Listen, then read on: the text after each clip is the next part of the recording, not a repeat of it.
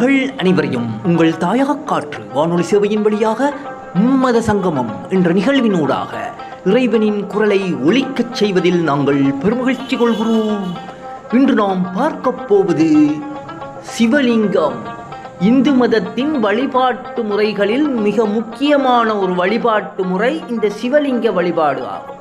எந்த சிவன் கோயில் நீங்கள் சென்றாலும் சிவலிங்கம்தான் மூலஸ்தானத்தில் இருக்கக்கூடியது, கருவறையில் இருக்கக்கூடியது. அப்படிப்பட்ட அந்த சிவலிங்கம் என்கிற ஒரு கல் தான் இந்து மதத்தின் பிரதான இறைவனை வழிபடும் முறையில் அவனை அடைவதற்கான ஒரு வழி கால்வாயாக நம்மளுக்கு இருக்கிறது. இதை மாற்று மத சகோதரர்கள் தவறான பல விமர்சனங்கள் மூலம் விமர்சித்துக் கொண்டிருக்கிறார்கள்.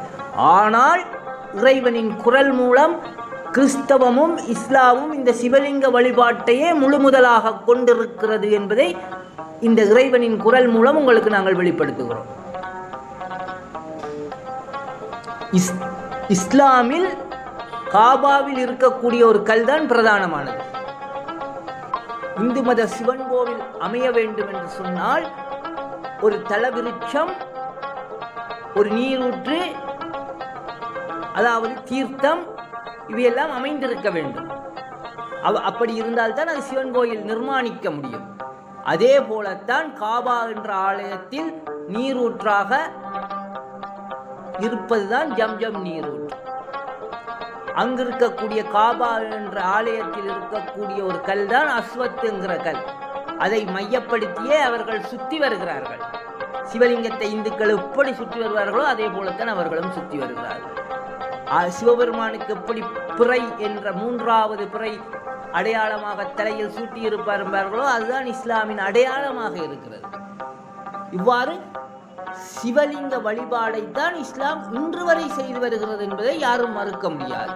அதே போல கிறிஸ்தவர்கள் கேட்கலாம், எங்களுக்கான அடையாளம் அப்படி இருக்கிறதா என்று. கிறிஸ்தவத்தின் ஆணிவேராக சொல்லப்படக்கூடிய இஸ்ரவேலர்கள், அந்த இஸ்ரவேலர்களின் மூதாதையரான இஸ்ரேல் என்று இறைவன் பெயர் சூட்டப்பட்ட ஜாக்கப் என்பவர் இறைவனை எப்படி வழிபட்டார் என்று பைபிள் விவிலியம் பேசுகிறது. ஒரு நடுகள் வைத்து, ஒரு மரத்தின் கீழ் ஒரு நடுகள் வைத்து அதற்கு பானபலி தகனபலி கொடுத்து இறைவனை வழிபட்டார் என்று சொல்லி பைபிள் சொல்லுது. அப்ப அந்த கல் என்ன கல்லு? அதுதான் சாட்சியின் கல் என்று சொல்லுது. அந்த கல் தான் இந்த மதத்தில் அதுக்கு என்ன பேரு? சிவலிங்கம் என்று பேரு. அதன் மூலம்தான் இறைவனை துதித்தார் என்று சொல்லி பைபிள் சொல்லுகிறது. அந்த கல் இறைவன் இல்லை, அந்த கல் மூலம் இறைவன்கிட்ட பேசுறாரு அப்படின்னு சொல்லி 3 மதங்களிலும் உள்ளது. இன்று வரைக்கும் அது நடைமுறையில் உள்ள விஷயங்கள்.